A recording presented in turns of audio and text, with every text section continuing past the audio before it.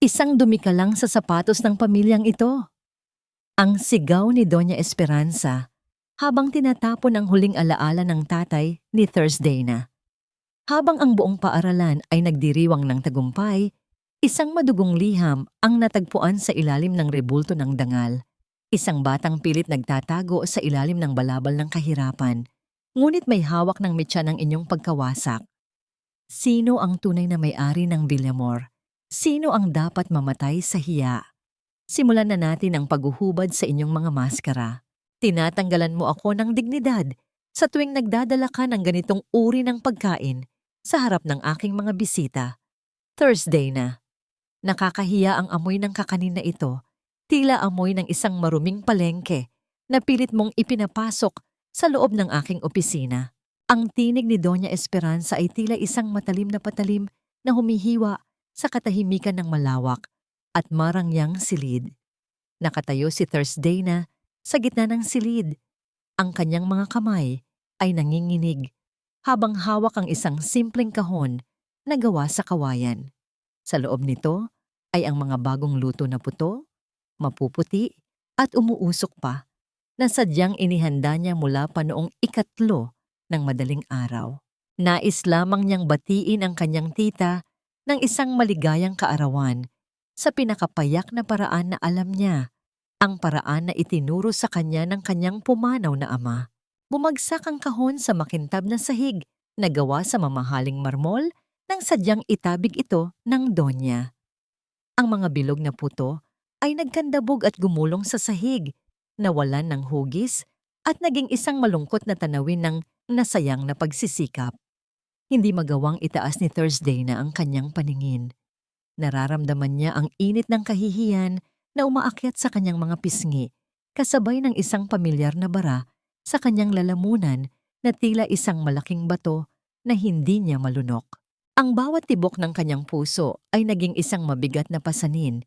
Tila ba ang bawat pintig ay may dalang munting karayom na tumutusok sa kanyang dibdib.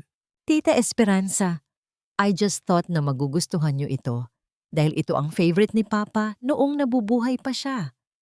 Sabi niyo po dati, we should never forget our roots. Roots?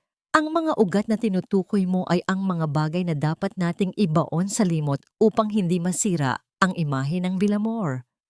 Look at you, Thursday na.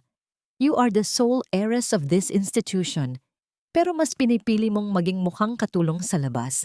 Simula ngayon, ayaw ko nang makita ang kahit anong bakas ng kahirapan sa harap ko. Huwag mong dungisan ang dangal ng eskwelahang ito sa iyong mga emosyonal na basura. Lumabas si Thursday na sa opisina na tila isang anino na nawala ng direksyon. Sa gitna ng campus, ang sikat ng araw ay tila nangungutya sa lamig na nararamdaman niya sa loob. Ngayong araw ang paggunita sa mga natatanging mag-aaral at ang buong Villamor Educational Foundation ay puno ng makukulay na bandila at tawanan.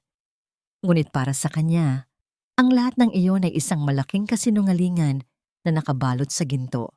Dinala siya ng kanyang mga paa sa likod ng malaking monumento ng bandila ng dangal, ang rebultong itinayo bilang pagpupugay sa kanyang ama. Doon, sa anino ng malaking bato, naramdaman niya ang isang kakaibang bagay na nakaipit sa pagitan ng mga palamuting bulaklak, isang luma at kupas na sobre. Ang kanyang mga daliri ay marahang dumampi sa papel. At sa sandaling mabuksan niya ito, ang mundo sa paligid niya ay tila huminto sa pag-ikot. Liham ito ni Luz Serrano, ang batang babaeng ang tanging kasalanan ay ang mangarap sa gitna ng mga lobo. Sa bawat salitang nakasulat, nararamdaman ni Thursday na ang bawat patak ng luhang natuyo na sa papel.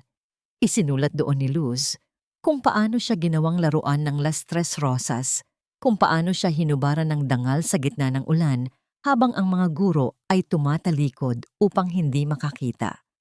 Ngunit ang pinakamasakit na bahagi ay ang huling talata. Lumapit ako sa kanila. 3 beses akong kumatok sa pinto ng katotohanan, pero ang sagot nila ay kailangan kong manahimik.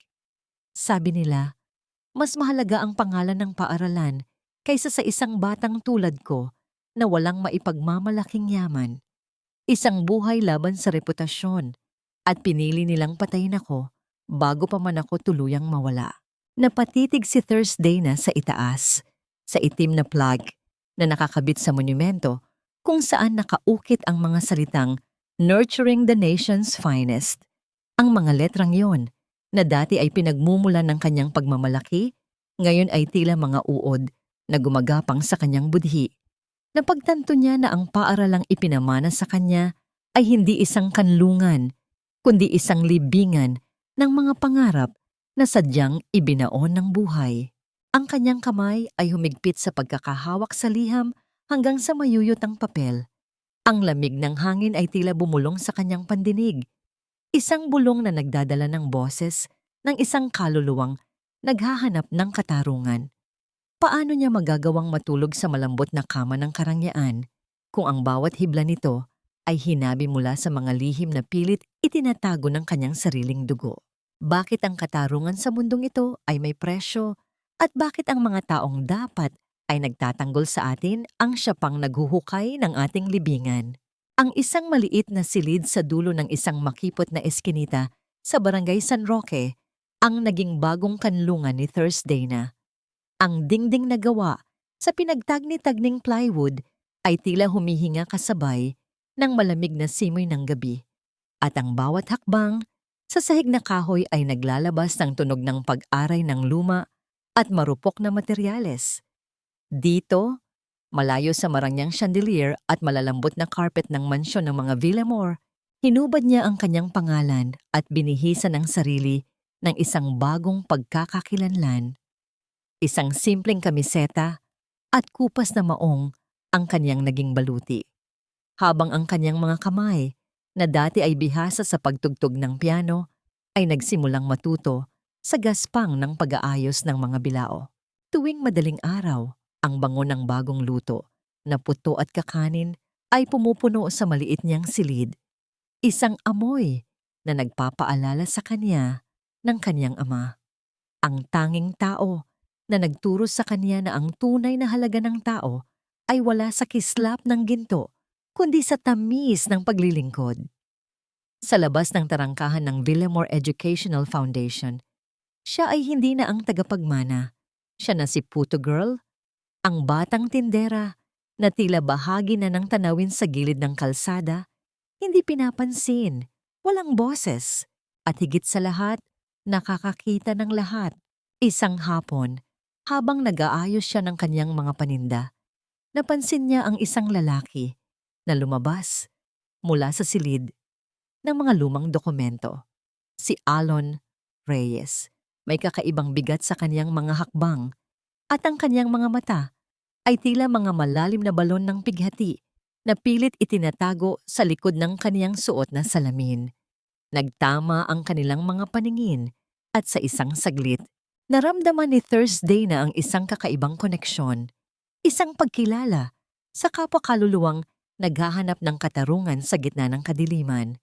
Ngunit mabilis na umiwas ng tingin si Alon, tila natatakot na baka may mabasa si Thursday na sa kanyang mga mata na hindi pa dapat malaman ng mundo.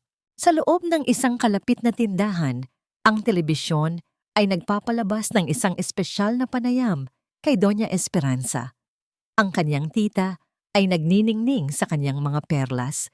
Ang bawat salita na lumalabas sa kanyang mga labi ay puno ng asukal at pagpapanggap. Sa Villamor, hindi lamang utak ang aming hinuhubog, kundi pati na rin ang integridad ng puso. Ang aming mga mag-aaral ay ang pag-asa ng bayan at tinitiyak namin na ang bawat isa sa kanila ay lumalaking may dangal at malasakit sa kapwa. Iyan ang legasya ng aking yumaong kapatid na patuloy kong pinoprotektahan. Isang mapait na ngiti ang gumuhit sa mga labi ni Thursday na habang kinakain niya ang kaniyang simpleng hapunan na tuyo at kanin. Ang bawat salita ni Esperanza ay tila isang mariing sampal sa kanya, lalo na't ang liham ni Luz ay nananatiling nakatago sa ilalim ng kaniyang unan. Tila isang mitya na naghihintay na lamang na masindihan. Kinabukasan, sa tapat ng kaniyang pwesto, huminto ang isang mamahaling sasakyan. Lumabas mula rito ang tinaguriang Las Tres Rosas. Sa pangunguna ni Rosabela Enriquez, ang kanyang mga tawa ay tila tunog ng nababasag na kristal, matalas at walang pakundangan sa damdamin ng iba. Nakita ni Thursday na ang isang maliit at payat na batang babae, si Clarita, na aksidenteng nabangga ang siko ni Rosabela habang naglalakad ito. Dali-daling humingi ng paumanhin ng bata. Ngunit ang galit sa mga mata ni Rosabela ay tila isang apoy na handang tumupok. Kinuha ni Rosabela ang hawak niyang baso ng malapuot at malamig na orange juice.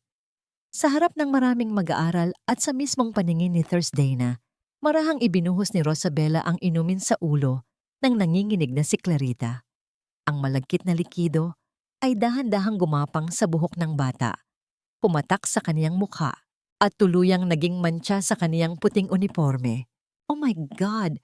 Look what you did to my mood! You're so clumsy, it's disgusting! Alam mo bang mas mahal pa ang sapatos ko kaysa sa tuition fee mo sa buong taon? Don't ever cross my path again, you cheap loser. Naramdaman ni Thursday na ang mabilis na pagdaloy ng dugo sa kanyang mga ugat. Ang kanyang mga kamao ay nakakubli sa ilalim ng kanyang apron, mahigpit na nakasara hanggang sa bumaon ang kanyang mga kuko sa kanyang palad. Ang bawat patak ng luha ni Clarita na humahalo sa juice sa sahig ay tila isang sigaw na humihingi ng saklolo. Gustong sumigaw ni Thursday na, gustong ilantad ang kaniyang sarili upang itama ang maling ito, ngunit alam niyang hindi pa ito ang tamang panahon. Hanggang kailan mananatiling biktima ang mga walang laban?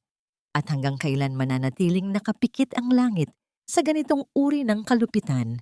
Ang halimuyak ng mga mamahaling pabango na nagmumula kina Rosabela, Maristela at Rosalinda ay tila isang lason na dahan-dahang sumasakal sa hangin ng paaralan. Tinatawag silang Las Tres Rosas, ngunit para sa mga mag-aaral na nakaranas ng kanilang bangis, sila ay mga tinik na sadyang itinanim upang magbigay ng hapdi. Naglalakad sila sa gitna ng hallway na tila mga reyna ng isang kaharian na binuo mula sa takot ng iba. Ang bawat tunog ng kanilang mga takong sa sahig ay nagsisilbing babala sa sino mang haharang sa kanilang landas. Natagpuan nila ang kawawang si Clarita sa isang sulok. Pilit na pinupunasan ang mantsa sa kanyang uniforme gamit ang isang lumang panyo. Hindi pa sapat ang kahihiyang ibinigay nila kanina. Nais nilang makita ang bata na tuluyang gumapang sa lupa. Hindi ba't sinabi ko na sa'yo na huwag ka nang magpapakita sa paningin ko? Ang boses ni Maristela ay puno ng pagkamuhi habang tinitingnan ang basang uniforme ni Clarita. You look like a wet rug and you smell like poverty. Nakakasuka. Sa di kalayuan, dahan-dahang lumapit si Thursday na. Hindi niya kailangang magsalita ng malakas upang maramdaman ang kaniyang presensya. Inabot niya ang isang malinis at puting bimpo kay Clarita. Ang kanyang mga mata ay nananatiling mahinahon, ngunit may lalim na hindi maarok ng 3 mapang-aping dalaga. Punasan mo ang mukha mo, Clarita. Huwag mong hayaang matuyo ang luha sa iyong mga pisngi. Dahil ang dumi ng iba ay hindi dapat maging bahagi ng iyong pagkatao. Malumanay na sabi ni Thursday na, sapat na upang marinig ng lahat. Lumingon si Rosabela. Ang kaniyang mga kilay ay nagtagpo sa inis. Oh, look who's here! The savior of the losers, si Puto Girl. Isang mapanguyam na tawa ang kumawala sa kaniyang mga labi. How's the business? Malakas ba ang benta ng mga malagkit mong paninda? Bagay na bagay sa'yo ang trabahong yan. Dahil tulad ng mga puto mo, madali ka ring mapanis at itapon. Hindi sumagot si Thursday na. Sa halip, bumalik siya sa kanyang pwesto at ipinagpatuloy ang pag-aayos ng kanyang mga paninda. Isang maliit na batang lalaki, si Nonoy, ang lumapit sa kanya. Si Nonoy ay isang ulilang bata na madalas tumambay sa labas ng paaralan upang manghingi ng barya. Marahang kinuha ni Thursday na ang isang maliit na plastik at maingat na inilagay doon ang 3 piraso ng pinakaputi at pinakamalambot na puto. Tinupi niya ang dulo ng plastik ng may katangi-tanging ingat. Tila ba ang bawat tupi ay isang panalangin para sa kaligtasan ng bata.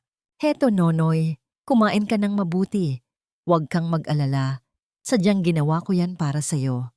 Bulong niya habang hinahaplos ang maruming buhok ng bata.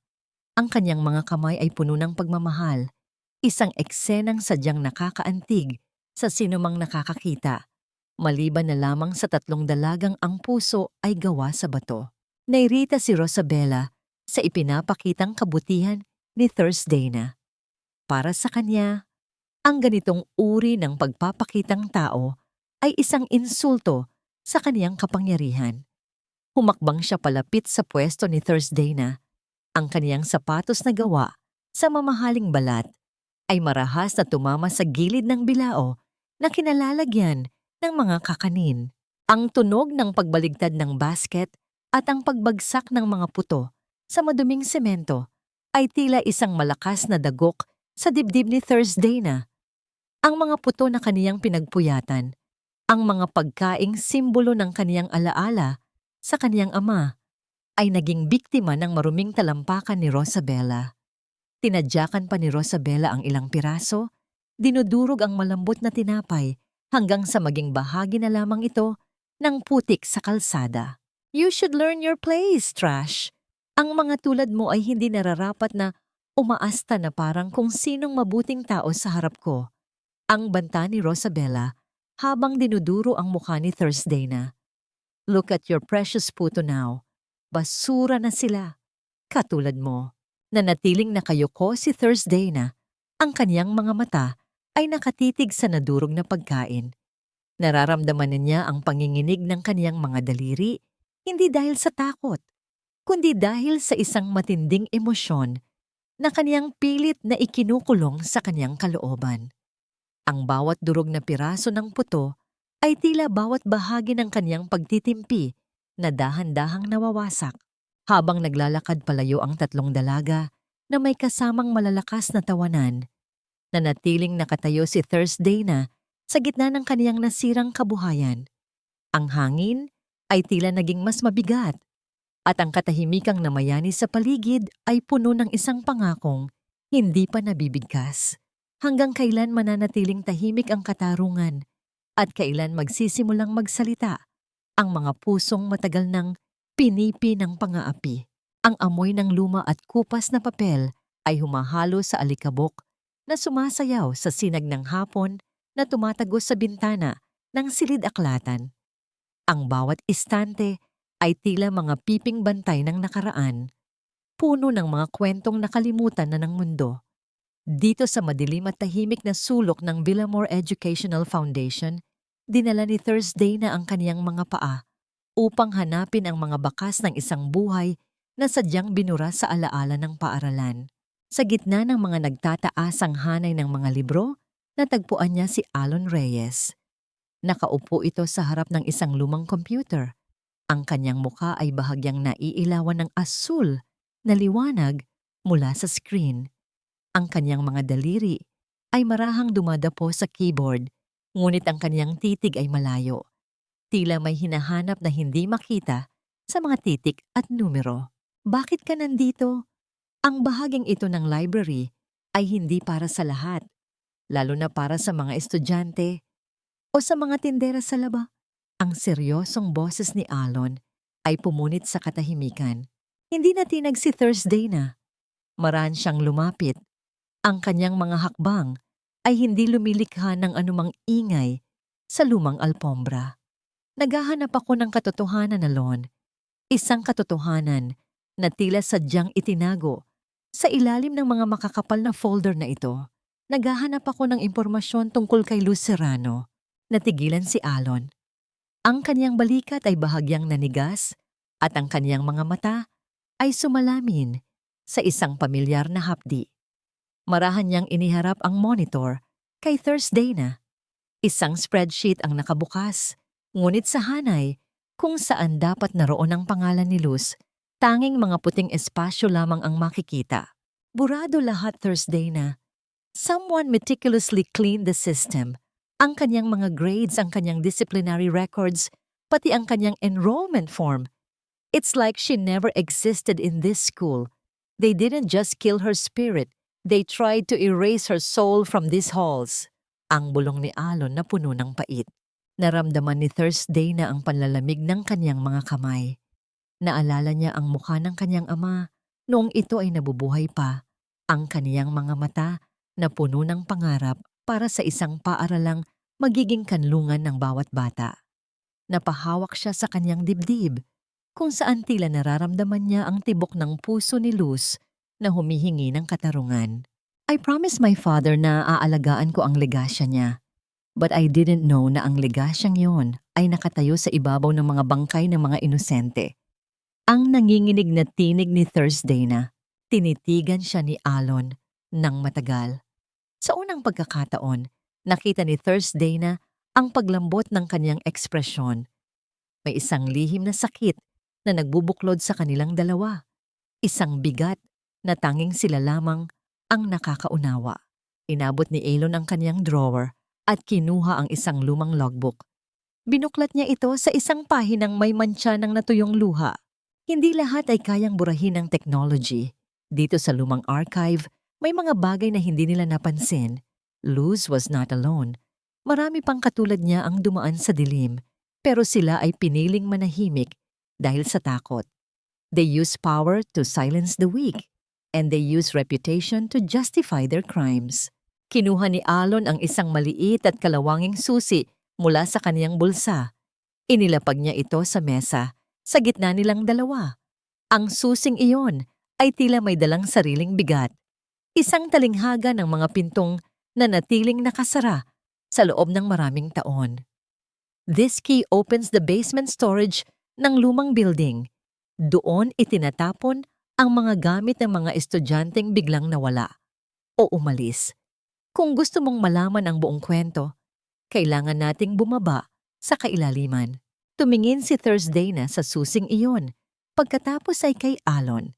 Alam niya na sa sandaling hawakan niya ang susing ito, wala na siyang balikan. Ang kaniyang tahimik na buhay bilang tindera ay tuluyan ng magtatapos at ang kaniyang laban bilang tagapagmana ay magsisimula na sa gitna ng mga anino. Paano mo haharapin ang mga lihim na pilit itinago sa loob ng madidilim na silid kung ang bawat hakbang mo ay binabantayan ng mga taong handang pumatay para sa kanilang dangal? Ang liwanag ng mga kristal na chandelier sa loob ng mansyong Villamor ay tila mga nanunuring mata na nakatitig sa bawat galaw ni Thursday na. Ang bawat sulok ng malawak na silid-kainan ay puno ng karangyaan, mula sa mga pilak na kubyertos na dahan-dahang tumatama sa mamahaling porselana, hanggang sa amoy ng mga imported na alak na humahalo sa halimuyak ng mga sariwang bulaklak. Ngunit sa likod ng kinang na ito, nararamdaman ni Thursday na ang isang matinding lamig, isang uri ng ginaw na hindi kayang pawiin ng kahit anong mamahaling tela. Nakatitig si Doña Esperanza sa kanya mula sa kabilang dulo ng mahabang mesa. Ang kanyang tita ay nagniningning sa kanyang itim na gown. Ang kanyang bawat galaw ay kalkulado at puno ng awtoridad. Ngayong gabi ay isang simpleng family dinner. Ngunit alam ni Thursday na sa ilalim ng bawat matamis na ngiti ni Esperanza ay may nakatagong patibong. Thursday na anak, ang malambing na tawag ni Esperanza. Ngunit ang kanyang tinig ay tila isang sutlang lubid na dahan-dahang humihigpit sa leeg ng dalaga. Look at you. You look so tired. Sabi ko naman sa'yo, stop this nonsense of living away from me. Pinapahirapan mo lang ang sarili mo at dinudungisan mo ang pangalan natin. Umiwas ng tingin si Thursday na. Ang kanyang mga daliri ay mahigpit na nakahawak sa kanyang table napkin sa ilalim ng mesa. I just want to learn how to stand on my own feet, tita. I want to understand the world outside these walls. Isang mapait na tawa ang kumawala sa mga labi ni Esperanza.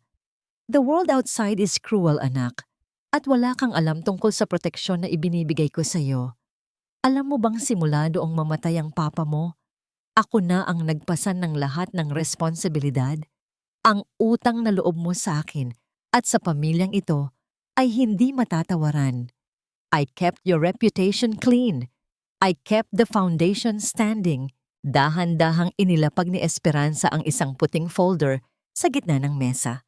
Ang tunog ng papel na lumalapat sa makinis na kahoy ay tila isang hatol na naghihintay na lagdaan. This is a deed of donation and transfer of rights. Gusto ko lang na maging sigurado ang kinabukasan ng Villamor Educational Foundation. Kung pipirmahan mo ito, ako na ang bahala sa lahat ng mabibigat na desisyon. You can live your life. Go to Europe, do whatever you want. Just leave the burden of the management to me. Para ito sa ikabubuti mo at para sa dangal ng ating apelido. Naramdaman ni Thursday na ang panunuyo ng kaniyang lalamunan. Tiningnan niya ang mga dokumento. Alam niyang ito na ang huling hakbang ni Esperanza upang tuluyang maagaw ang kaniyang pamana, ang pangarap ng kaniyang ama na sadyang kinalimutan na ng kaniyang tita. Ang utang na loob na palaging binabanggit ni Esperanza ay tila isang mabigat na tanikala na pilit siyang iginigapos sa isang buhay ng pagsunod. Tita, this is too much. Papa wanted me to be part of the foundation. Hindi niya gustong maging isang dekorasyon lang ako. Ang nanginginig na sagot ni Thursday na. Tumayo si Esperanza at marahang lumapit sa kanya. Ang kanyang kamay ay dumapo sa balikat ni Thursday na. Isang haplos na imbes na magbigay ng init ay nagdala ng kilabot sa dalaga. Don't be ungrateful, Thursday na. Matapos ang lahat ng ginawa ko para pagtakpan ang mga pagkukulang mo, pipirma ka lang at tapos na ang lahat ng paghihirap mo. Inabot ni Thursday na ang mamahaling ballpen na inilapag ni Esperanza. Ang kaniyang paningin ay nagsimulang lumabo dahil sa nagbabadyang mga luha. Ngunit sa sandaling iyon, sa gitna ng katahimikan ng silid, tila nakita niya ang refleksyon ng isang batang babae sa makintab na ibabaw ng mesa. Hindi ang kaniyang sarili, kundi si Luz Serrano, ang batang kinitlan ng buhay dahil sa reputasyon na pilit na pinoprotektahan ni Esperanza. Ang bawat salita sa liham ni Luz ay muling umalingaw-ngaw sa kaniyang isipan. Pinili nilang patayin ako bago pa man ako tuluyang mawala.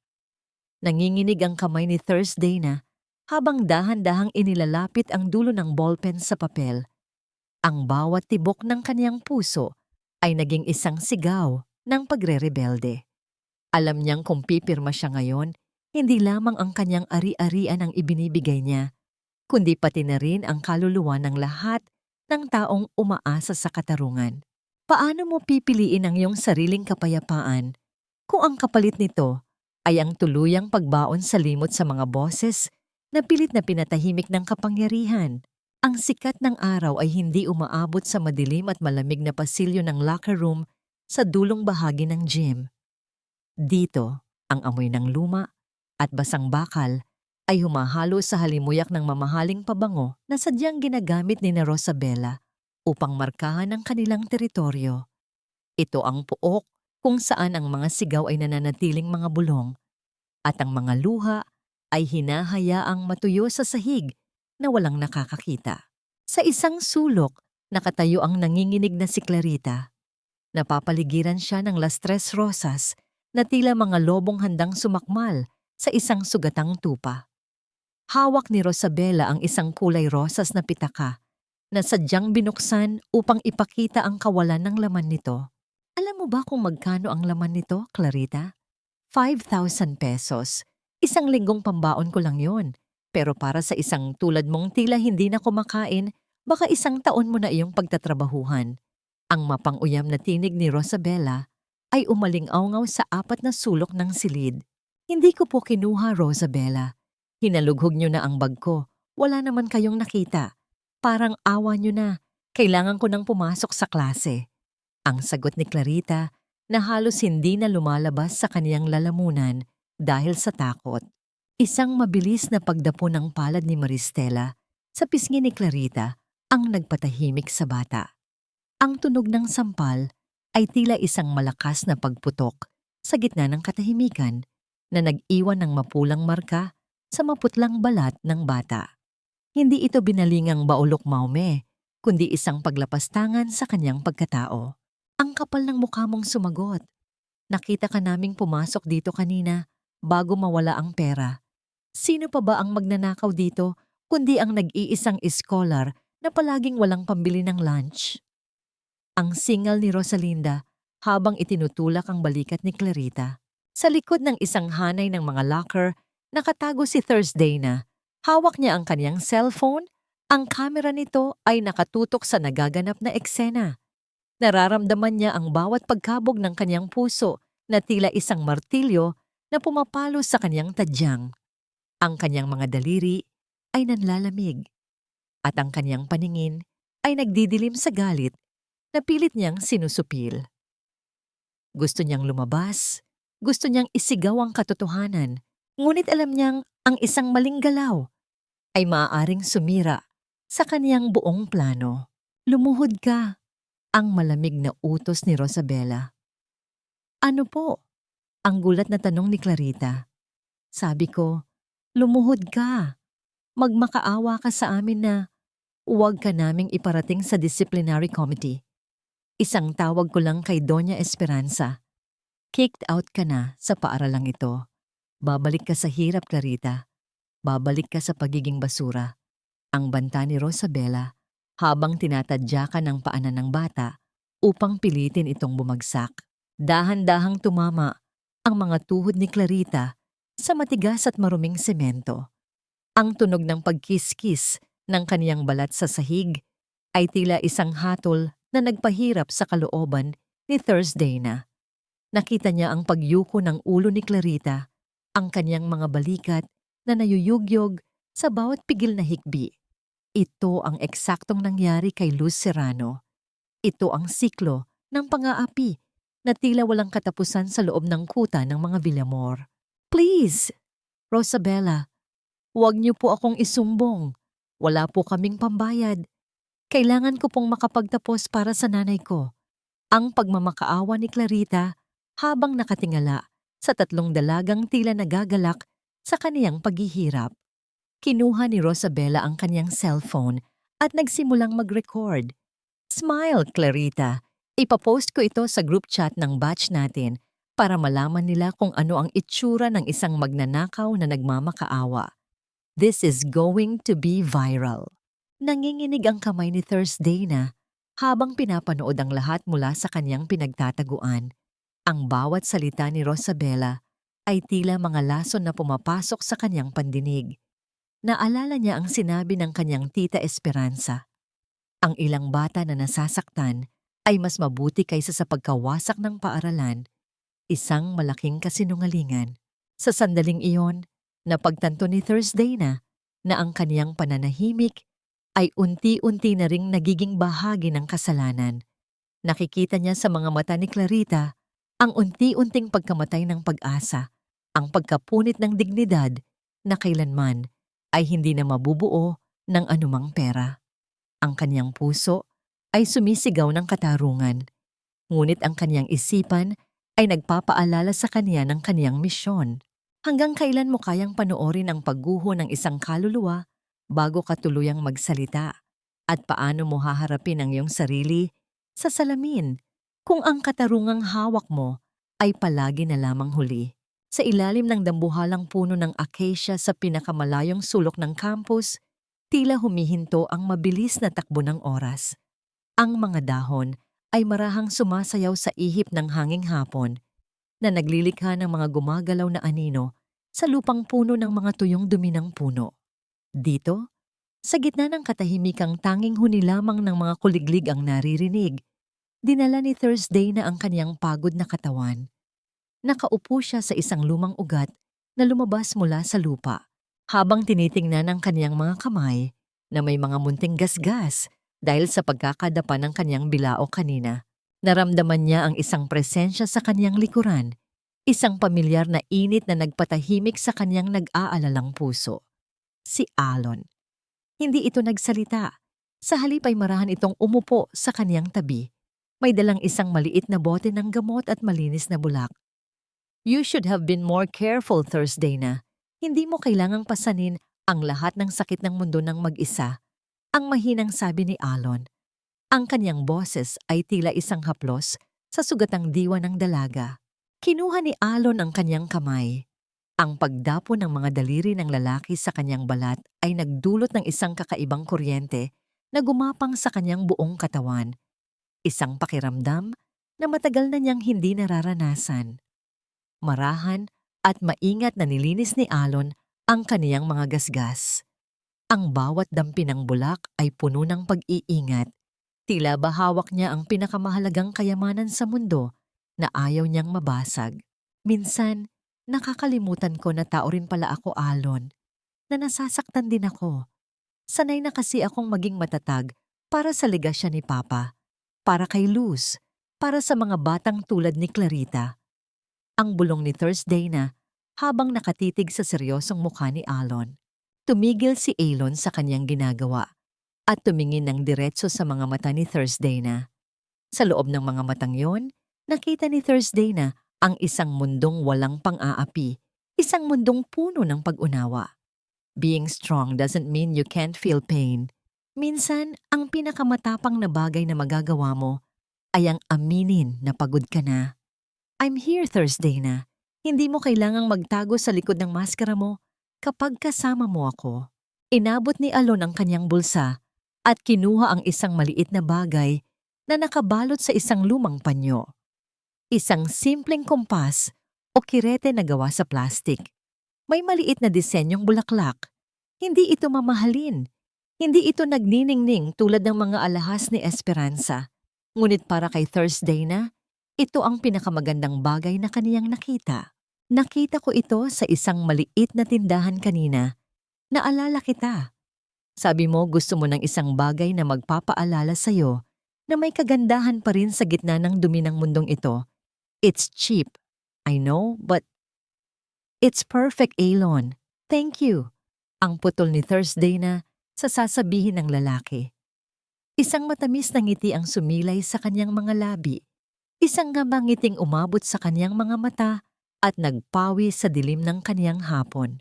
Marahang inilagay ni Alon ang kumpas sa buhok ni Thursday na iniipit ang ilang takas na hibla nito. Ang distansya sa pagitan ng kanilang mga muka ay dahan-dahang lumiit, sapat na upang maramdaman ni Thursday na ang mainit na hininga ni Alon sa kaniyang pisngi. Ang tibok ng kaniyang puso ay bumilis, hindi dahil sa takot, kundi dahil sa isang emosyong nagbibigay ng pag-asa, ang pag-ibig na dahan-dahang umuusbong sa gitna ng isang madilim na digmaan. Nanatili silang magkatabi, pinapanood ang dahan-dahang paglubog ng araw na nagkukulay kahel sa langit. Ang bawat segundo ng katahimikan ay puno ng mga salitang hindi na kailangang bigkasin. Sa ilalim ng puno ng acacia, natagpuan ni Thursday na ang isang maliit na bahagi ng langit na kailanman ay hindi maaabot ng kapangyarihan ni Esperanza. Sa gitna ng mundong puno ng puot, sapat na ba ang isang munting kumpas at isang tapat na puso upang maging sandigan sa darating na mas malakas na bagyo? Ang bawat pagpindot sa makinis na screen ng mga cellphone ay tila isang mitya ng apoy na mabilis na kumalat sa buong Villamore Educational Foundation. Sa loob lamang ng ilang minuto, ang bawat sulok ng paaralan ay napuno ng mga bulong, tawanan, at mapanghusgang mga tingin. Isang video ang naging viral, isang video na sadyang ginamitan ng teknolohiya upang dungisan ang dangal ng isang inosenteng tao. Doon sa screen, ang mukha ni Clarita ay idinikit sa isang tagpo na nagpapakita sa kanya sa isang nakakahiyang sitwasyon. Isang kasinungalingang binuo ng artificial intelligence, ngunit tinanggap ng marami bilang katotohanan. Sa gitna ng hallway, nakatayo si Clarita habang nakapaligid sa kanya ang mga mag-aaral na may hawak na kani-kanilang mga device. Ang bawat sulyap nila ay tila mga matatalim na karayom na tumutusok sa kaniyang balat. Nararamdaman ni Clarita ang matinding panlalamig ng kaniyang mga kamay, habang ang kaniyang paningin ay nagsisimulang lumabo dahil sa mga luhang pilit niyang pinipigil. Ang kaniyang puso ay pumipintig ng napakabilis, tila isang ibon na nagpupumigla sa loob ng isang masikip na hawla. Please! Hindi ako yan! Fake iyan! Naniniwala ba kayo sa nakikita nyo? Ang tinig ni Clarita ay nanginginig. Halos hindi na lumalabas sa kanyang tuyong lalamunan. Ngunit walang nakikinig. Ang tanging sagot ng paligid ay ang mamangoy, ang mga mapang-uyam na ngiti, at ang paulit-ulit na pagpapakita sa kanya ng kaniyang sariling mukha sa video. Sa di kalayuan, nakita ni Thursday na ang tatlong dalagang pinagmulan ng lahat. Nakatayo sina Rosabella, Maristela at Rosalinda sa itaas ng hagdanan. Tila mga manonood sa isang dula na sila mismo ang sumulat. Si Rosabella ay may hawak na mamahaling tumbler. Ang kanyang mga mata ay nagniningning sa kagalakan habang pinapanood ang pagguho ng mundo ni Clarita. Look at her, guys! Nagagawa pa niyang mag-deny habang ang buong school ay nakakita na ng performance din niya. Ang malakas na sabi ni Rosabella na sinundan ng tawanan ng kaniyang mga kasama. This is the price of trying to be someone you're not. Ang isang basura. Kahit anong linis, mabaho pa rin. Hindi na nakayanan ni Clarita ang bigat ng kahihiyan. Sa isang iglap, tumalikod siya at tumakbo ng mabilis. Binabagtas ang bawat baitang ng hagdan patungo sa pinakamataas na bahagi ng gusali. Ang bawat hakbang niya sa semento ay tila isang pagtakas mula sa isang bangungot na ayaw siyang pakawalan.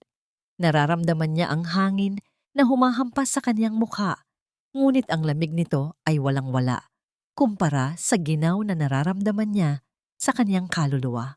Nakarating siya sa rooftop. Ang malawak na semento ay walang laman. Tanging ang malakas na ihip ng hangin ang sumasalubong sa kanya. Lumapit siya sa gilid ng barandilya, doon sa bahagi kung saan ang langit ay tila mas malapit kaysa sa lupang kaniyang kinatatayuan. Sa ibaba, ang mga tao ay nagmumukhang maliliit na langgam. Mga taong walang pakialam kung mawala man siya sa mundong ito. Luz, naiintindihan ko na kung bakit mo ginawa iyon. Ang bulong ni Clarita habang ang kaniyang mga luha ay tuluyan ng pumatak. Dahan-dahang gumuguhit sa kaniyang mga pisngi. Ngunit bago pa man siya makahakbang palapit sa panganib, isang pamilyar na boses ang pumunit sa katahimikan ng rooftop. Huwag, Clarita. Huwag mong hayaang ang kanilang kadiliman ang maging katapusan ng iyong liwanag. Lumingon si Clarita at nakita si Thursday na. Ngunit hindi na ito ang mahinhin at tahimik na puto girl na nakilala niya. Ang tindig ni Thursday na ay tuwid. Ang kaniyang mga mata ay nag-aapoy sa determinasyon at ang kaniyang presensya ay tila isang matibay na pader na handang humarang sa anumang bagyo. Bakit ka nandito, Thursday na? Wala na akong mukhang ihaharap sa pamilya ko. Sinira na nila ako. Wala nang naniniwala sa akin. Ang hikbi ni Clarita habang nakakapit sa bakal na barandilya. Naniniwala ako sa iyo, Clarita. At higit sa lahat, alam ko ang totoo. Huwag mong ibigay sa kanila ang kasiyahang makitang sumuko ka. Kung tatalon ka, mananalo sila. Pero kung lalaban ka, sisiguraduhin kong sila ang babagsak sa lupa. Ang mariing pangako ni Thursday na. Sa sandaling iyon, ang pinto ng rooftop ay muling bumukas. Lumabas ang Las Tres Rosas, dala-dala pa rin ang kanilang mga cellphone na tila mga sandata. Tumigil sila nang makita ang seryosong mukha ni Thursday na. Oh, look at this. The drama continues. Sasali ka rin ba sa show, puto girl? Baka gusto mo ring sumunod sa kanya. Ang mapanghamong wika ni Rosabella. Tinitigan ni Thursday na si Rosabella ng matagal. Isang titig na hindi kailanman nakita ng dalaga sa buong buhay nito. Tapos na ang laro niyo, Rosabella. Ang bawat luha na pumatak mula kay Clarita, sisiguraduhin kong babalik sa inyo bilang isang malaking baha na lulunod sa inyong lahat. Hindi na ito ang eskwelahang pinaghaharian niyo. Ngayong araw, ang boses ng katotohanan ang mananaig. Habang ang hangin sa paligid ay lalong lumalakas, tila nagkaroon ng isang hindi nakikitang digmaan sa pagitan ng dalawang panig. Si Clarita ay nakatayo sa bingit ng kamatayan, habang si Thursday na ay nakatayo sa pagitan ng kaniyang nakaraan at ng kaniyang tunay na pagkatao. Paano mo pipigilan ang isang taong wala ng takot mawala? At paano mo haharapin ang isang kaaway na nagsisimula nang hubarin ang kanyang sariling maskara? Marahang hinila ni Thursday na si Clarita palayo sa gilid ng rooftop. Ang kanyang mga braso ay mahigpit na nakapulupot sa nanginginig na katawan ng bata. Ang bawat hikbi ni Clarita ay tila isang malakas na pintig na nararamdaman ni Thursday na sa kanyang sariling dibdib. Sa kabilang dako, ang Las Tres Rosas ay mabilis na naglakad palayo. Ang kanilang mga mukha ay bakas ng bahagyang takot nang mapagtanto nilang maaari silang managot kung tuluyang tumalon ang kanilang biktima. Ngunit ang katahimikan ng rooftop ay mabilis na napunit ng tunog ng mabibigat na hakbang mula sa hagdanan. Nandyan na sila. Ang bulong ni Clarita, ang kanyang mga mata, ay puno ng panibagong sindak. Ang mga security ni Doña Esperanza, kukunin nila ako Thursday na. Ipapatahimik nila ako. Hindi nagkamali ang bata. Ang mga tauhan ni Esperanza na nakasuot ng kanilang madidilim na uniforme ay pumasok sa rooftop na may dalang mga radyo na naglalabas ng mga static na tunog. Ang kanilang mga mukha ay walang emosyon, tila mga makinang sunod-sunuran lamang sa utos ng kanilang amo. Ngunit bago pa man sila makalapit, isang pamilyar na bulto ang humarang sa kanilang daan, si Alon. Nakatayo siya sa pagitan ng mga gwardya at ng dalawang babae. Ang kanyang mga kamay ay nakalagay sa kanyang bulsa, ngunit ang kanyang tindig ay puno ng awtoridad na hindi matatanggihan. Hindi niyo sila pwedeng makuha. Ang malamig na pahayag ni Alon. Ang batang ito ay nangangailangan ng medikal na atensyon, hindi ng interogasyon sa opisina ng Donya. Bilang Head of Archives, may karapatan akong protektahan ang sino mang estudyanteng nasa loob ng premises ng lumang gusaling ito. Nagkaroon ng sandaling pag-aalinlangan sa panig ng mga gwardya. Sapat na panahon upang hilingin ni Alon kay Thursday na sumunod sa kanya. Binagtas nila ang isang makipot at nakatagong pasilyo na tanging ang mga kawani lamang ng paaralan ang nakakaalam. Dinala sila ni Alon sa loob ng kanyang opisina sa archives. Isang silid na puno ng amoy ng lumang papel at katahimikan. Matapos maasikaso si Clarita at mapatulog ito sa isang maliit na sofa sa sulok, nanatiling nakatayo si Thursday na sa tapat ng bintana. Pinapanood niya ang dahan-dahang pagpula ng langit, ang huling sinag ng araw na tila isang mitya na dahan-dahang nauupos. Naramdaman niya ang dahan-dahang pagpatak ng kanyang sariling mga luha, mga luhang matagal na niyang ipinagkakait sa kanyang sarili. Naramdaman niya ang isang mainit na palad sa kanyang balikat. Hindi na niya nagawang lumingon. Hinayaan niya ang kanyang sarili na sumandal sa dibdib ni Alon. Ang kanyang mga balikat ay nayuyugyog sa bawat pagbuga ng kanyang pait at pagod. Ang lahat ng bigat ng pagiging tagapagmana, ang takot para sa mga biktima at ang pangungulila sa kaniyang ama ay tila isang baha na tuluyan nang sumira sa kaniyang dam. I'm so tired alone. Ang kaniyang nanginginig na tinig ay tila isang bulong na halos hindi marinig. Ang bigat-bigat na. Parang kahit anong gawin ko, ang dilim pa rin ng paligid. I feel so alone in this fight. Marahang inikot ni Alon si Thursday na upang harapin siya. Kinuha niya ang mukha ng dalaga sa kaniyang mga palad. Ang kaniyang mga ibudaliri ay marahang pinapahid ang mga luhang hindi tumitigil sa pagdaloy. Ang mga mata ni Alon ay puno ng isang uri ng katapatan na tila isang angkla sa gitna ng nagngangalit na dagat. Huwag mong sabihin iyan, Thursday na. Look at me. Ang kaniyang boses ay puno ng lalim at emosyon. Hindi mo kailangang pasanin ang buong mundo ng mag-isa. Nandito ako. At kahit anong mangyari, hinding-hindi kita bibitawan. Sa loob ng tahimik na silid ng archives, sa gitna ng mga nakatagong lihim ng nakaraan, naramdaman ni Thursday na ang isang uri ng kapayapaang kailanman ay hindi niya naramdaman sa loob ng kaniyang mansyon. Ang haplos ni Alon ay tila isang panalangin na nagbibigay ng bagong lakas sa kaniyang lupaypay na diwa. Marahang iniyuko ni Alon ang kanyang ulo hanggang sa magdikit ang kanilang mga noo. Ang kanyang boses ay tila isang pangako na nakatali sa kanyang kaluluwa. Hinding-hindi kita iiwan, Thursday na. Kahit buong mundo pa ang maging kalaban natin, mananatili ako sa tabi mo hanggang sa huling sandali. Paano mo haharapin ang bukas kung ang bawat hakbang mo ay puno ng panganib? At sapat na ba ang isang pangako upang maging liwanag sa gitna ng ganap na kadiliman? Ang bawat hakbang ni na Thursday na at Alon sa kailaliman ng lumang gusali ay tila isang paglalakbay patungo sa pusod ng isang malalim at madilim na lihim. Ang hangin sa basement ay malamig at may amoy ng kinalawang na bakal at nabulok na kahoy, isang uri ng ginaw na tila nanunuot hanggang sa mga buto. Hawak ni Thursday na ang susing ibinigay ni Alon at nang itusok niya ito sa lumang seradura, naramdaman niya ang marahang paggalaw ng mga bakal sa loob, isang tanda na sumuko na ang trangka matapos ang maraming taon ng pagkakapinid. Nang bumukas ang mabigat na pinto, ang sinag ng kanilang flashlight ay tumama sa mga nagtataasang tumpok ng mga kahon at lumang kagamitan. Ang mga alikabok ay nagsisilbing parang mga maliliit na bituin sa dilim, sumasayaw sa bawat galaw ng ilaw.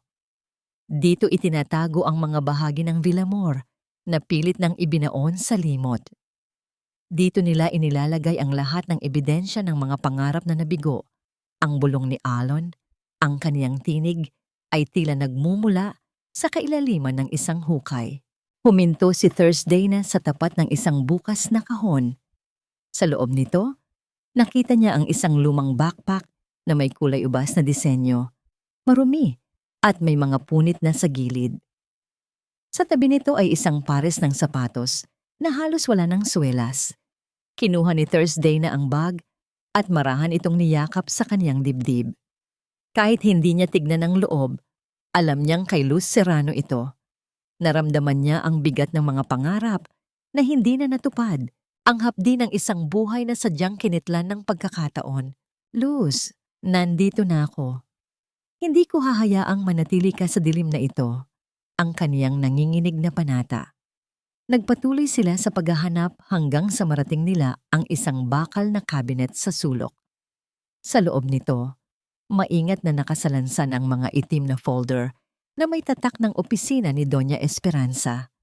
Binuklat ni Thursday na ang isa sa mga ito at sa bawat pahinang kaniyang nababasa, ang kaniyang mga mata ay lalong nanlalaki sa gulat at galit. Alon, tingnan mo ito. Ang tawag ni Thursday na, ang kaniyang tinig ay puno ng pait.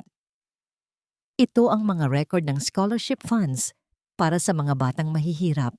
Pero tignan mo ang mga transaksyon. Ang perang dapat ay para sa tuition at libro ng mga batang tulad ni Clarita na pupunta sa mga personal na account sa ibang bansa. Lumapit si Alon at sinuri ang mga dokumento.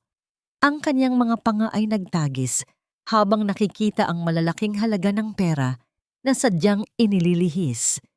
Hindi lamang ito basta pambubuli ng mga bata.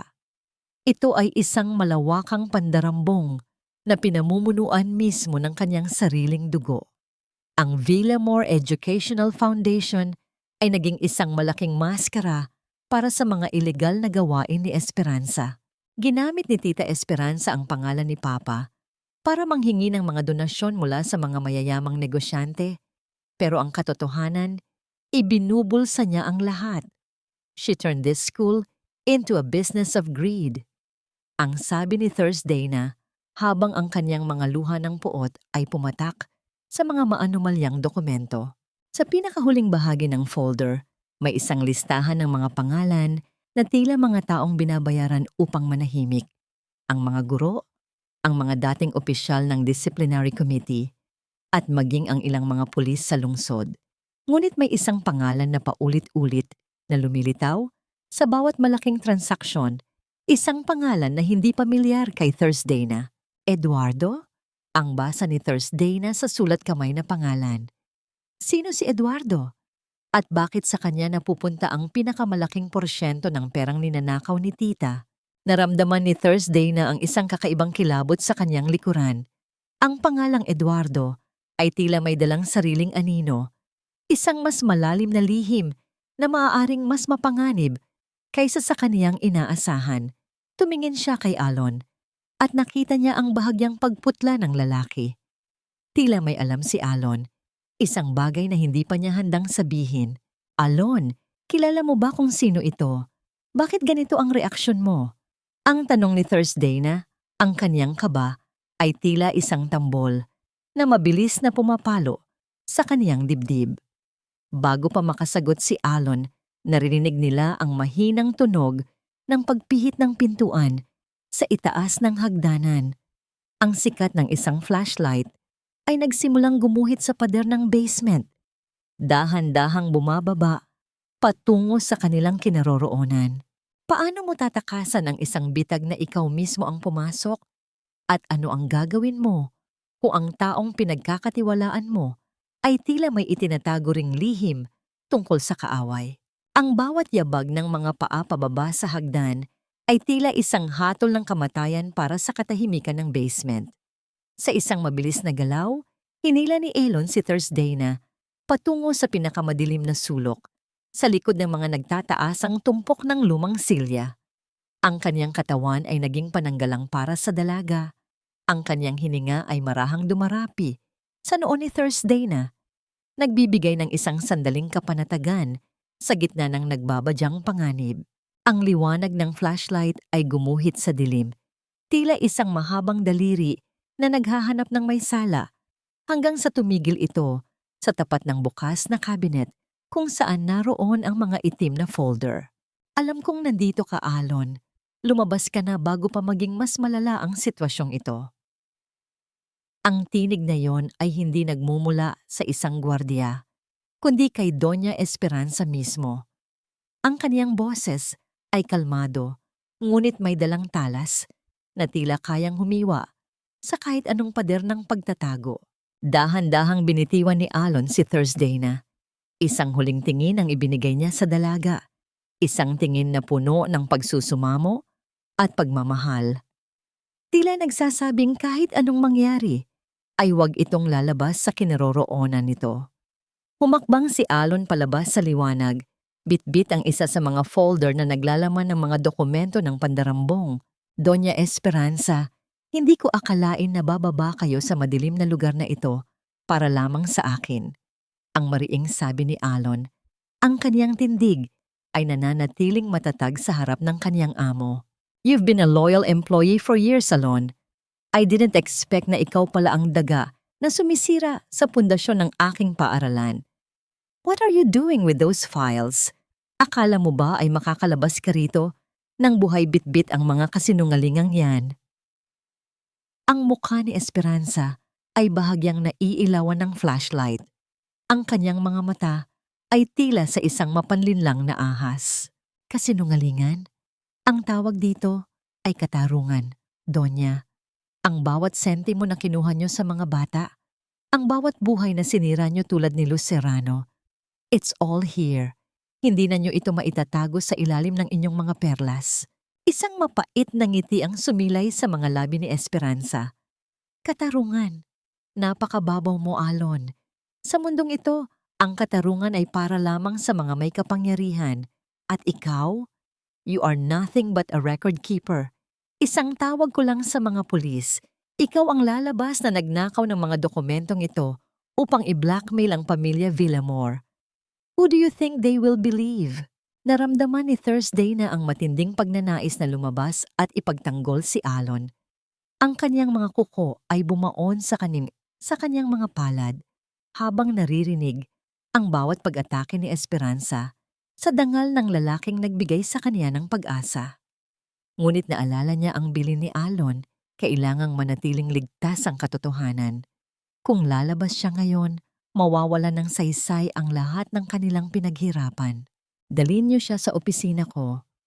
Ang malamig na utos ni Esperanza sa mga gwardiyang nasa kaniyang likuran. At hanapin niyo ang kasabwat niya. I know he's not alone. Ang amoy ng kakanin ay nananatili pa rin sa hangin ng basement na ito. Dinala si Alon palayo Ang tunog ng kanyang mga hakbang sa semento ay dahan-dahang humihina hanggang sa muling manaig ang nakabibinging katahimikan sa basement. Nanatili si Thursday na sa dilim, ang kanyang mga luha ay tahimik na pumapatak sa malamig na sahig. Ang sakit ng pagkakanulo ay hindi nagmumula sa kanyang tita, kundi sa kanyang sariling pananahimik habang ang taong mahal niya ay isinasakripisyo ang sarili para sa kanya. Makalipas ang ilang oras, habang ang buong paaralan ay balot na ng dilim, ipinatawag ni Esperanza si Thursday na sa kanyang opisina. Nakaupo ang donya sa kanyang malaking silya. Sa kanyang tapat ay ang nakayukong si Thursday na nasuot pa rin ang kanyang damit tindera. Thursday na, my dear niece, bakit ang amoy mo ay tila katulad ng amoy sa basement kanina? Ang tanong ni Esperanza ay tila isang munting kislap ng kidlat sa gitna ng bagyo. Tumayo ang donya at marahang lumapit sa kanya. Hinawakan ang kumpas na regalo ni Alon na nakatago sa bulsa ng dalaga. I found this cheap thing in Alon's drawer records before. Why do you have it? Tumingin si Thursday na ng diretso sa kanyang tita. Ang kanyang puso ay pumipintig ng napakabilis, tila isang tambol na nagbababala ng kanyang sariling katapusan. Sino ka ba talaga, puto girl? Ikaw ba ang aking pamangkin na dapat ay nagpapasalamat sa akin? O ikaw ang kaaway na matagal ko nang hinahanap sa loob ng sarili kong pamamahay? Paano mo ipagtatanggol ang iyong lihim kung ang bawat ebidensya ay nakaturo na sa iyong pagkatao? At sapat ba ang iyong pagmamahal kay Elon upang aminin ang lahat, kahit ang kapalit nito ay ang iyong pagkatalo? Suotin mo ang gown na ito, Thursday na. Ayaw kong magmukha kang katulong sa harap ng mga pinakamataas na opisyal ng bansa. Ngayong gabi, ipapakita ko sa buong mundo kung sino ang tunay na nagahari sa Villamor, at ikaw ay tatayo sa tabi ko bilang isang masunuring anino. Ang tinig ni Doña Esperanza ay puno ng nakakangilong awtoridad habang itinuturo ang isang mamahaling puting gown na nakalatag sa kama. Ang bawat tahi ng tela ay nagniningning sa ilalim ng ilaw. Ngunit para kay Thursday na, ang gown na yon ay tila isang magarang kabaong na pilit ipinapasok sa kanyang katawan. Sa kabila ng pagdududa ni Esperanza sa basement kanina, pinili ng Donya na panatilihin ang kanyang perpektong pamilya sa harap ng publiko. Ang reputasyon ay mas mahalaga kaysa sa pagtuklas sa katotohanan. Sa ngayon, opo, tita. Ang mahinang sagot ni Thursday na ang kanyang mga mata ay nananatiling nakayuko.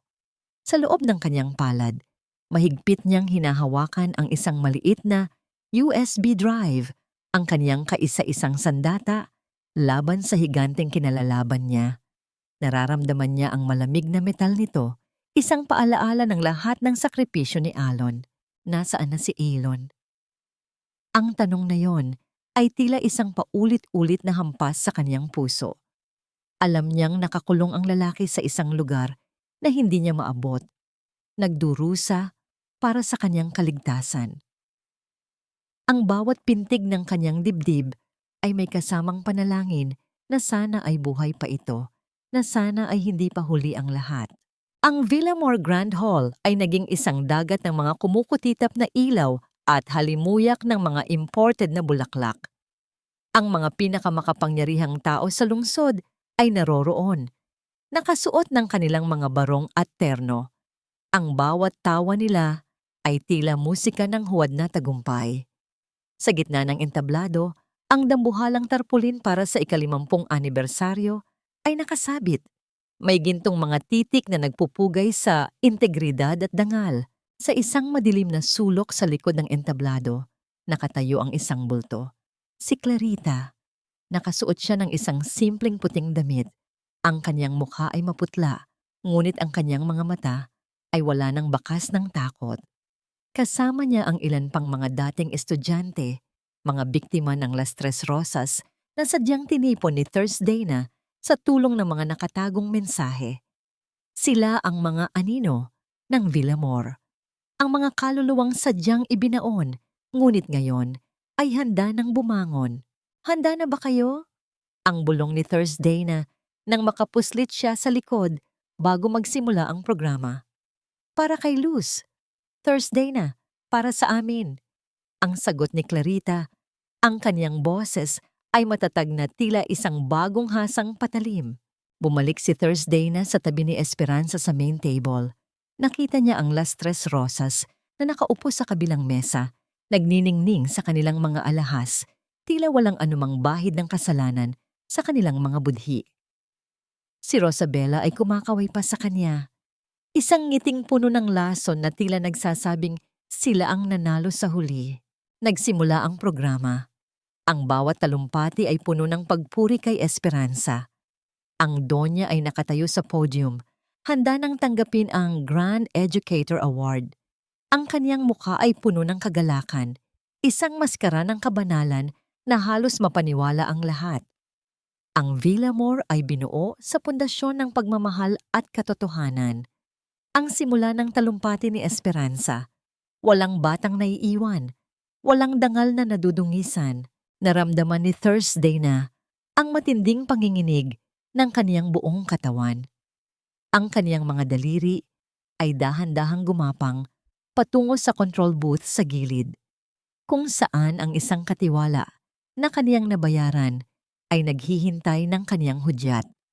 Ito na ang sandaling walang balikan. Ang bawat lihim na itinago sa loob ng 50 taon ay nakatakda ng sumabog sa harap ng buong bansa.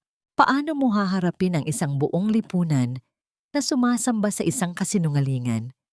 At sapat ba ang katarungan upang pawiin ang hapdi ng mga pusong matagal ng durog?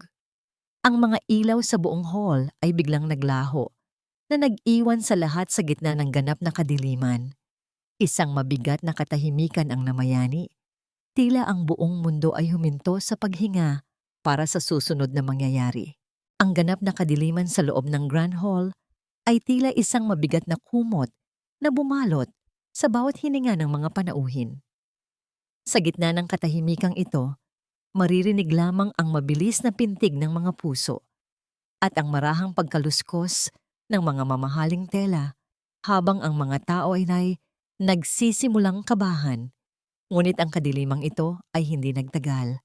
Isang malamlam na liwanag ang nagmula sa dambuhalang screen sa gitna ng entablado.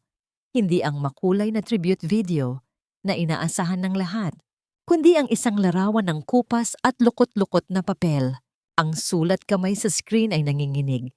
Bawat titik ay tila isang piping pagsamo mula sa hukay. Ito ang lihim na sulat ni Luz Serrano. Mahal kong mga magulang, patawad po kung hindi ko na kaya. Ang boses na bumasa sa liham ay hindi nagmula sa isang recording, kundi sa mismong mikropono sa podium. Isang boses na puno ng hapdi, pagod at determinasyon. Dahan-dahang bumukas ang isang spotlight sa gitna ng entablado. At doon, sa harap ng libu-libong tao, nakatayo si Thursday na. Ang kaniyang puting gown ay nagniningning sa ilalim ng ilaw, tila isang anghel na bumaba upang maghatid ng hatol. Ang kaniyang mga mata ay diretso sa kaniyang tita Esperanza, na ngayon ay nakatayo sa gilid, ang mukha ay kasing puti ng kaniyang mga perlas. Thursday na, what is the meaning of this? Patigilin mo ang kalokohang ito. Ang sigaw ni Esperanza ay pumiyok sa takot. Ang kanyang mga kamay ay pilit na inaabot ang mga kable sa gilid, ngunit huli na ang lahat. No, tita. Ang 50 taon ng pananahimik ay tapos na ngayon. Ang sagot ni Thursday na, ang kaniyang boses ay umalingaw-ngaw sa bawat sulok ng hall. Ang dangal na ipinagmamalaki nyo ay nakatayo sa ibabaw ng mga pangarap na sadyang kinitlan nyo ng buhay. Tignan nyo ang bawat salitang ito. Ito ang katarungang pilit nyong ibinaon sa limot. Kasunod ng liham ni Luz, lumitaw sa screen ang video ni Clarita sa locker room. Ang aktwal na tagpo ng pang-aapi, hindi ang pekeng video na ginawa ni na Rosabella. Kitang-kita ang bawat sampal, bawat pagluha, at ang bawat tawa ng Las Tres Rosas. Ang buong hall ay napuno ng mga bulong ng pagkadismaya at galit. Ang mga magulang na naroroon ay napatingin sa kanilang mga anak na ngayon ay pilit na nagtatago sa ilalim ng mga mesa. Ngunit hindi doon nagtapos ang lahat. Lumabas sa screen ang mga dokumento ng bangko, ang bawat ilegal na transaksyon, ang bawat sentimong ninakaw mula sa scholarship funds ng mga mahihirap na bata. Ang pangalan ni Esperanza Villamor ay nakatabi sa bawat nakaw na halaga. You are a thief, tita. Hindi lang pera ang ninakaw mo, kundi pati ang kinabukasan ng Villamor, ang mariing deklara ni Thursdayna. Humakbang si Esperanza palapit sa podium, ang kanyang maskara ng kabanalan ay tuluyan ng nadurog. Wala kayong ebidensya, kasinungalingan ang lahat ng yan. Sino ang maniniwala sa isang batang nagpapanggap na tindera ng puto? Ako, Esperanza. Naniniwala ako sa kanya. Mula sa gilid ng entablado, lumabas ang isang matandang babae na nakasakay sa wheelchair, si Lola Amada, ang tunay na matriarka ng pamilya, Villamor, na matagal nang ikinulong ni Esperanza sa kaniyang silid. Sa likod niya ay si Alon, na bagaman may mga pasa sa muka at nanginginig ang mga hakbang, ay nananatiling nakatayo ng matuwid. Ang baha ng hiya o kahihiyan ay tuluyang lumunod kay Esperanza. Ang kanyang reputasyon na kanyang iningatan ng higit pa sa kanyang kaluluwa ay naglaho sa loob lamang ng ilang minuto. Ang Las Tres Rosas ay pilit na hinahatak ng kanilang mga magulang palabas. Ang kanilang mga mukha ay puno ng takot sa darating na bukas. Ngunit sa gitna ng tagumpay na ito, biglang tumawa ng malakas si Rosabela mula sa ibaba ng entablado. Isang tawa na puno ng desperasyon at natsya na galit. Akala mo ba nanalo ka na, Thursdayna? You think this is a happy ending? Ang sigaw ni Rosabela habang inilalabas ang kanyang cellphone. May isa pa akong hindi nasasabi sa'yo. May dahilan kung bakit hindi mo mahanap ang papa mo noong gabing mawala siya. It wasn't an accident. And Alon? He knows everything. Ask him about Eduardo. Thursdayna, ask him who really killed your father. Naramdaman ni Thursdayna ang paghinto ng kanyang mundo. Lumingon siya kay Alon at ang kanyang puso ay nadurog nang makita ang pag-iwas ng tingin ng lalaki. Isang panibagong mitya ng sakit ang sumabog sa kanyang dibdib. Sapat ba ang katotohanang natuklasan mo kung ang kapalit nito ay ang pagkawasak ng taong kaisa-isa mong pinagkatiwalaan? Sabihin mo sa akin ang totoo, Alon. Sino si Eduardo sa buhay mo? Ang boses ni Thursdayna ay tila isang nangangatal na bulong na bumasag sa nakabibinging katahimikan ng Grand Hall. Ang kaniyang mga mata, na kanina lamang ay nagliliyab sa tagumpay, ngayon ay puno ng isang uri ng takot na mas masakit pa kaysa sa anumang pangaapi. Nakatayo siya sa gitna ng entablado, ang kaniyang puting gown ay nadungisan na ng mga alikabok ng katotohanan habang nakatitig sa lalaking kaniyang pinagkatiwalaan ng kaniyang buong puso. Hindi makatingin ng diretso si Alon. Ang kaniyang mga balikat ay dahan-dahang bumagsak, tila ba ang bigat ng lihim na kaniyang dinala sa loob ng maraming taon ay tuluyan ng dumurog sa kaniyang pagkatao. Ang kaniyang mga kamao ay nakakubli sa gilid, nanginginig sa tindi ng pagsisisi. Eduardo Reyes, siya ang aking ama. Thursdayna, ang sagot ni Alon na halos hindi na lumalabas sa kaniyang lalamunan. Siya ang driver ng truck na bumangga sa sasakyan ng papa mo noong gabing iyon. At siya rin ang taong binayaran ni Esperanza upang manahimik at akuin ang lahat ng kasalanan sa isang accident na sadyang binuo nila. Naramdaman ni Thursdayna ang marahas na pag-ikot ng kaniyang paligid. Ang bawat salita ni Alon ay tila isang malakas na sampal na nagpamanhid sa kaniyang buong mukha. Ang kaniyang mga binti ay nanghina, at kung hindi dahil sa pagkapit niya sa podium, baka tuluyan na siyang bumagsak sa sahig. Ang alaala ng kaniyang ama, ang kaniyang mga huling na ngiti, at ang dugong dumanak sa kalsada ay muling nagbalik. Ngunit ngayon ay may kasama ng mukha ng pagkakanulo. Kaya ka ba nandito, Alon? Kaya ka ba lumapit sa akin? para pagtakpan ang kasalanan ng pamilya mo? Ang hikbi ni Thursday na. Ang kaniyang boses ay tila isang sugatang ibon na naghahanap ng kanlungan. Pumunta ako rito para magbayad ng utang, Thursday na. To find the evidence that would put Esperanza behind bars and clear the truth about that night. Ginamit ako ng tatay ko upang itago ang mga files sa archives bago siya namatay sa bilangguan dahil sa konsensya. I lived in the shadows to find the key to your justice, not to betray you. But I was a coward. I was afraid na kapag nalaman mo ang totoo, kamumuhuyan mo ako.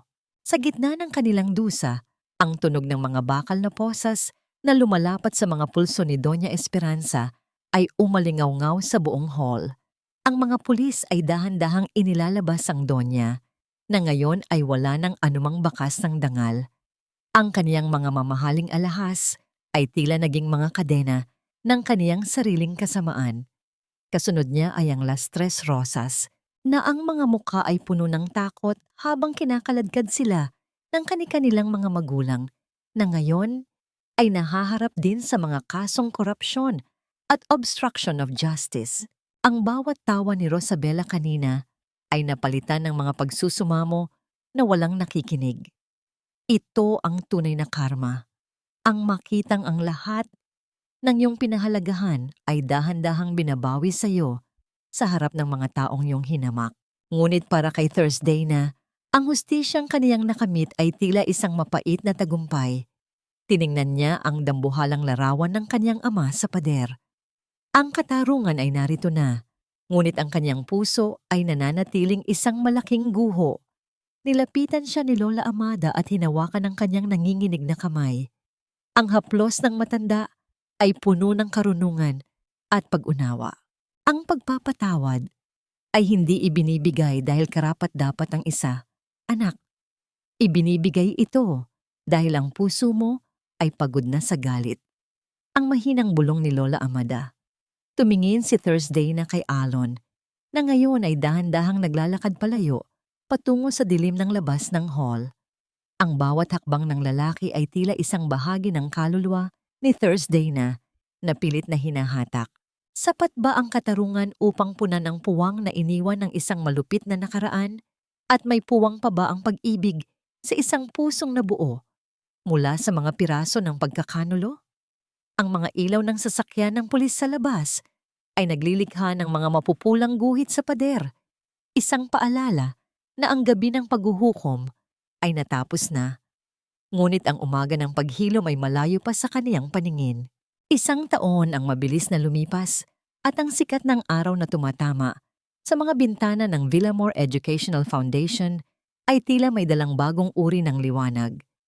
Isang liwanag na hindi na nagmumula sa mga huwad na kristal, kundi sa pag-asang dahan-dahang humihilom sa bawat sulok ng paaralan. Wala na ang mga mabibigat na anino ng takot na dati ay bumabalot sa mga hallway.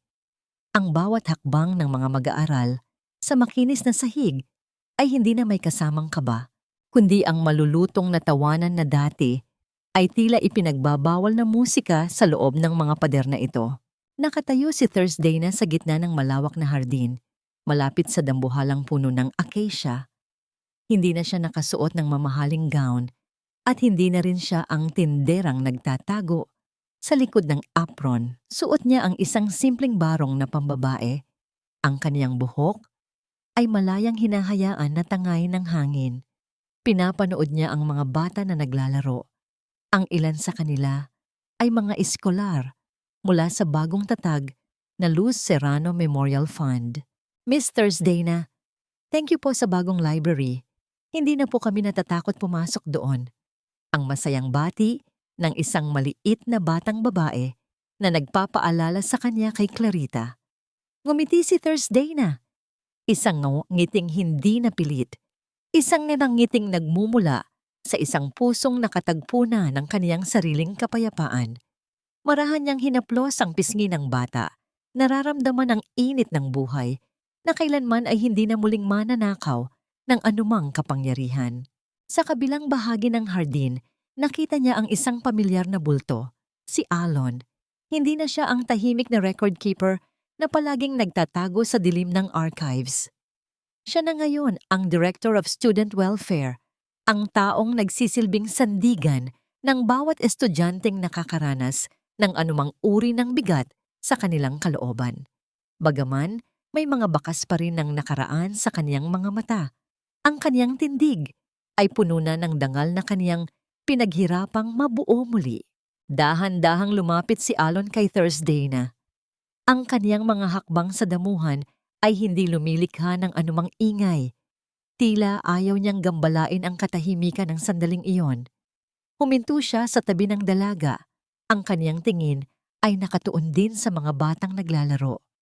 Ang ganda nilang tingnan, di ba? The school finally looks like what your father dreamed it to be. Ang mahinang sabi ni Alon. Ang kanyang boses ay tila isang banayad na awit ng paghilom. Hindi ko ito magagawa ng mag-isa, Alon. Salamat dahil pinili mong manatili, kahit na ang daling tumakbo palayo sa lahat ng sakit. Ang sagot ni Thursday na habang bumabaling ang kanyang titig sa lalaki.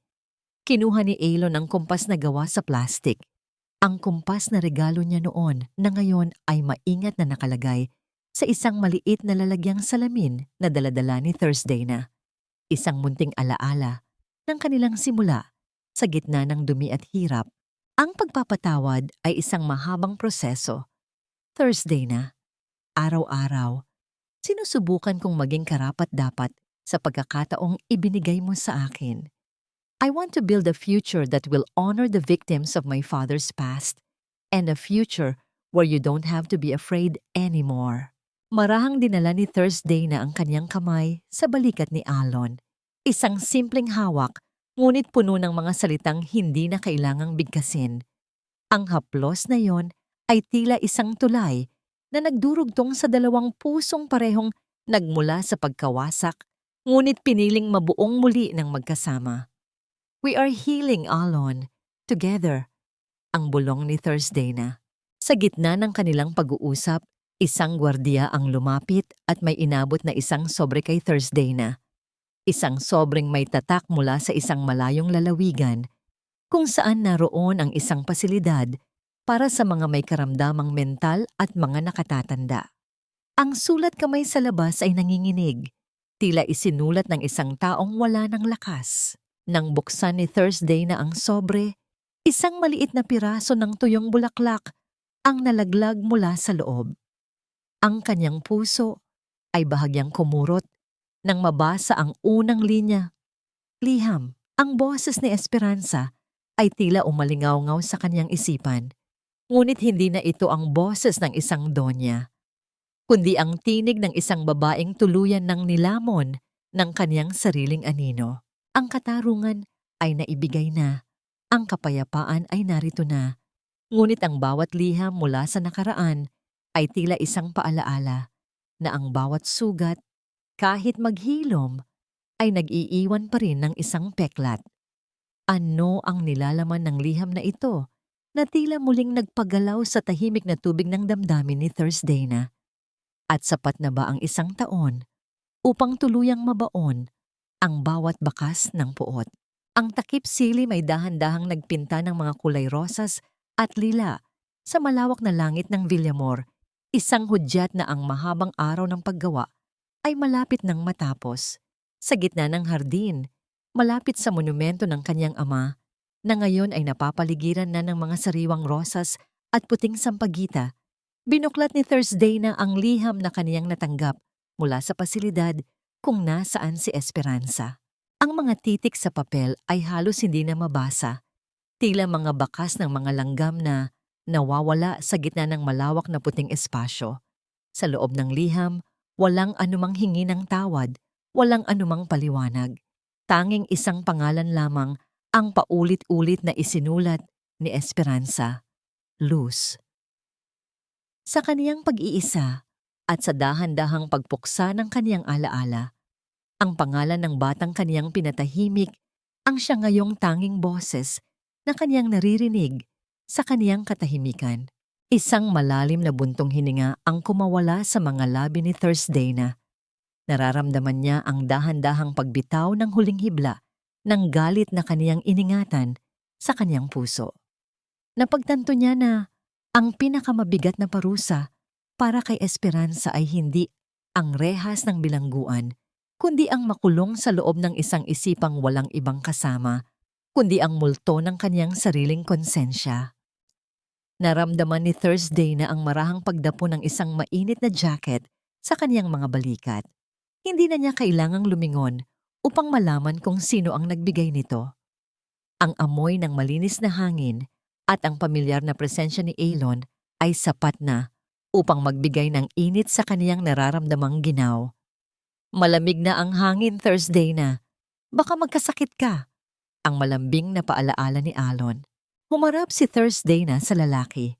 At sa unang pagkakataon, sa loob ng maraming taon, ang kanyang mga mata ay wala ng bakas ng pag-aalinlangan. Inabot niya ang kamay ni Elon at mahigpit itong hinawakan. Ang gaspang ng palad ng lalaki ay tila isang mapa ng lahat ng kanilang pinagdaan ng hirap. Ngunit ang higpit ng hawak nito ay ang kaniyang katiyakan para sa hinaharap. Alon, do you think Papa would be proud of us? Ang tanong ni Thursday na habang nakatingala sa mga unang bituin na nagsisimulang magpakita sa langit. Higit pa sa pagiging proud, Thursday na, I think he's finally resting in peace, knowing that the foundation he built is now a real home, not just a building of lies. And I am just grateful na binigyan mo ako ng pagkakataong maging bahagi ng paghilom na ito. Ang sagot ni Alon. Ang kanyang boses ay puno ng katapatan. Kinuha ni Alon ang isang maliit na balot ng puto na kaniyang sadyang inihanda para sa gabing iyon. Naupo silang dalawa sa damuhan, sa ilalim ng dambuhalang puno ng acacia na naging saksi sa kanilang bawat luha at bawat munting tagumpay. Marahang isinandal ni Thursday na ang kaniyang ulo sa balikat ni Alon. Ipinipikit ang kaniyang mga mata habang dinaramdam ang payapang tibok ng puso ng lalaki. Ang bandila ng dangal na nasa itaas ng paaralan ay nananatiling nakataas, ngunit hindi na ito simbolo ng isang huwad na reputasyon. Ito na ang simbolo ng isang katotohanang hinding-hindi na muling mababaon sa limot. Ang bawat batang pumapasok sa mga pintuan ng Villamor ay hindi na kailangang matakot na maging susunod na Luz Serrano dahil ang bawat sulok ng paaralang ito ay binabantayan na ng isang pusong natuto mula sa sakit at lumakas mula sa pagpapatawad. Sa dahan-dahang paglamig ng gabi, nanatili ang dalawang kaluluwang dati ay nagmula sa pagkawasak na ngayon ay masayang hinaharap ang bukas ng magkahawak kamay. Ang bango ng puto sa kanilang pagitan ay tila isang matamis na paalaala na ang pinakapayak na bagay sa mundo, kapag hinaluan ng tunay na pag-ibig at katotohanan, ang siya palang magbibigay ng pinakamalalim na uri ng kaligayahan. Ang kwento ng Villamor ay hindi natapos sa isang pagbagsak, kundi sa isang marahang pagbangon na puno ng pag-asa. Dahil sa dulo ng bawat madilim na kabanata, palaging may isang umagang naghihintay para sa mga pusong marunong magmahal, magsakripisyo, at higit sa lahat, magpatawad.